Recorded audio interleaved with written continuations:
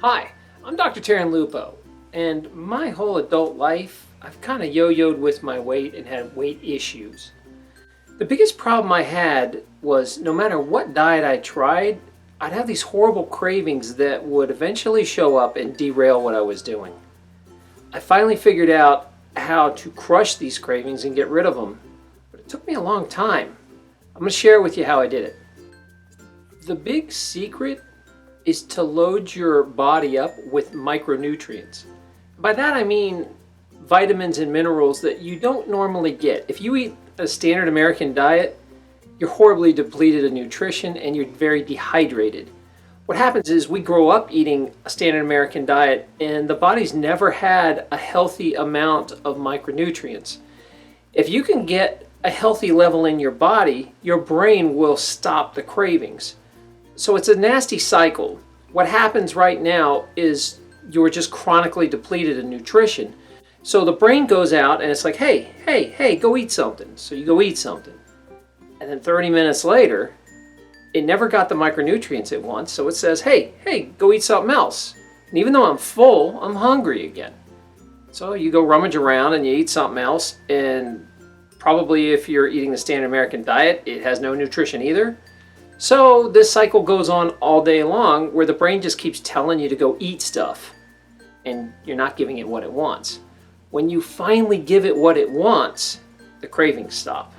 Let me show you how to do that. The best source of micronutrients are green leafy vegetables, and kale is one of my favorite.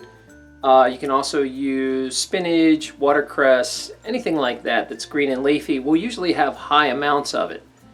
Now, this is the best, but a lot of people don't want to eat this much stuff a day, so you'll understand why juicing is also really popular. I'm going to juice this down, and I'm going to drink it first thing in the morning. Now, in order to juice this so it doesn't taste like, kale by itself is not so good, I'm going to show you what else I add. Okay, so this is one of my favorite recipes I start the morning with, and this was given to me by my friend Mo. What I do is I cut up a half a cucumber, and I put them in this shape so they're easy to juice. And then you want a half a lemon. And you want to leave the pith on. So you cut off the yellow rind and leave the pith. The pith has awesome nutrients in it. And recently there's some studies showing how good it is fighting breast cancer. So try to always eat your lemons with a pith. So this is my juicer. It's known as a masticating juicer. And I think this is the best one on the market for the price.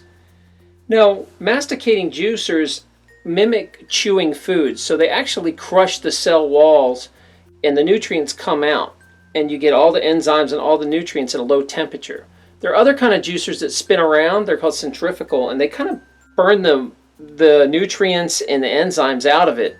You have to be careful. So if you get a choice to buy one, get a masticating. They're a lot better.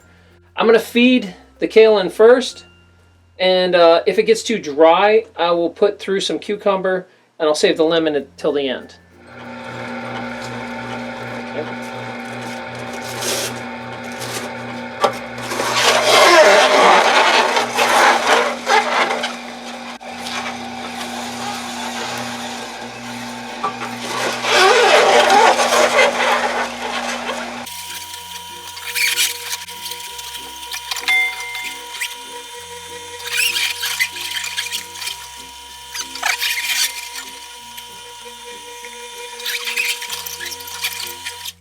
Now, sometimes stuff gets stuck and it has a reverse button. So you can push the reverse, it reverses it. And then you just go forward again and it clears it out.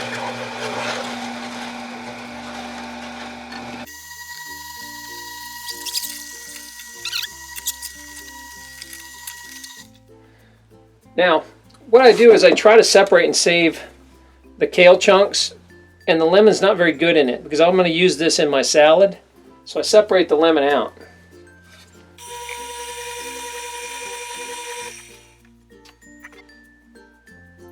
Now you'll get about a cup of juice or so, and you'll notice there's foam on the top. You'll want to skim off the foam. It tastes terrible and it's mainly oxidation. It's not that great for you anyway. So just skim off the foam and then you'll mix it with some water and drink it. So what's nice about this juicer is it's all self-contained, And it's really easy to clean. All this comes off with just a screw, and then it unscrews, and we can clean it pretty quickly. And I'll show you that in a minute. So this part just unscrews and comes apart. There's a little catch screen in here that has some vegetable matter, and then the actual drill part here. And that's it. It comes apart real easy. You just clean it off, catch it up. Pretty much everything just comes right clean. The only hard part to wash is the screen. You need a toothbrush for that. When you buy it, the company sends a toothbrush, and you just scrape it clean when you wash it. It only takes a second.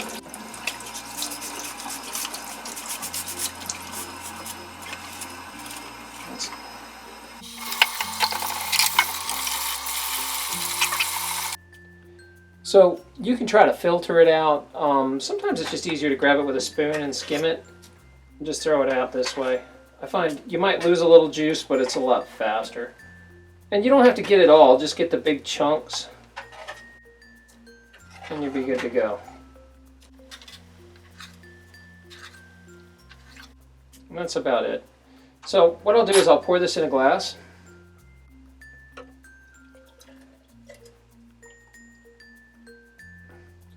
And then I fill up about another half of this.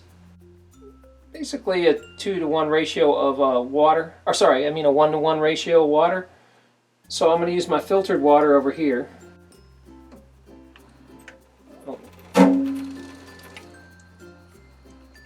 And that's about enough. So this is what you're going to drink.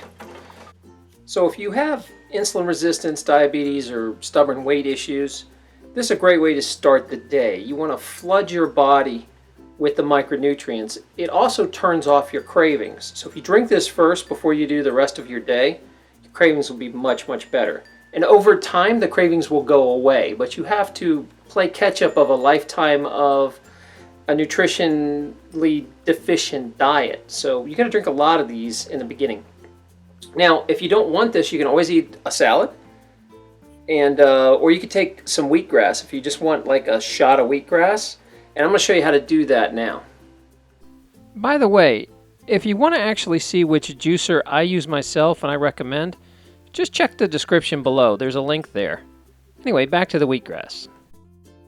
I actually grow my own wheatgrass because it's so much more affordable. And I can put a link below and show you where to get that too. But the reason wheatgrass is so amazing and has been around for a long, long time is it's jam-packed with more micronutrients than just about any plant out there. So you get a lot of bang for the buck for just about an ounce of this drink. Since I'm bringing this wheatgrass in from the outside, I give it a good washing. And a good way to do that with any vegetables is to use a combination of vinegar and also hydrogen peroxide. Try to get the food grade if possible. And then you just rinse it with filtered water. So you can see me here, and I give it a really good rinsing. And then it's ready to juice.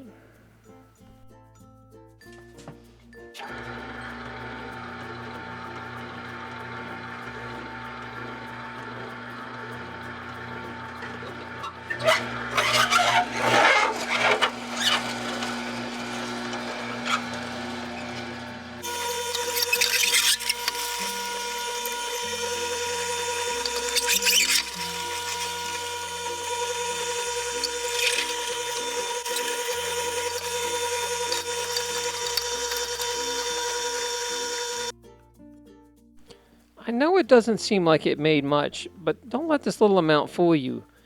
It's super dense with nutrients. It even has a good source of B12. If you really want to get full power out of your wheatgrass, swish it around your mouth. It's really good for your gums, and then hold it under your tongue as long as possible. Just kind of use it like mouthwash. So what I do after I have my juice is I wait about a half hour to an hour, and then at lunchtime-ish I have a salad. Now, My salad here is about a half a pound to a pound of spinach or some green leafy thing. You want a lot of it, okay? I also save the kale that I just juiced, and I throw it into the salad. And this is some carrots that I juiced earlier, and I just usually grab a handful or two. So I make sure I use the vegetables pulp because it still has a lot of good nutrients in it. I throw a couple raw onions in. Onions are really, really good for you when they're raw. So you try to do a few of those. And then lastly, we grow our own sprouts. It's much cheaper than buying them at the store. So I'm pretty liberal with how many sprouts I use. I usually use a chunk of them, or if you bought this at a store, it'd be almost a whole serving. Just grow your own, it's way cheaper. And we just tear those up and put them in. And I'll take you in a second, I'll show you the rest of the recipe. Now, to give my salad something interesting, I usually put a piece of fruit in. I like these yellow delicious apples, they're pretty sweet. So I use those and I just sprinkle them in. And I also do a handful of raisins. And these are, you don't want to go crazy on the raisins, just a small amount. Just throw them in there. Now the other thing you want is dressing. And it's best to make your own dressing. There's lots of recipes on the internet. If you look up low-fat raw dressings, they'll come up. You want fat-free. That's my favorite. If you have to buy a dressing, it's okay. Just pick a fat-free one that doesn't have a bunch of junk in it. And I like this brand a lot. They don't put too much fillers. Sometimes they do add sugar though.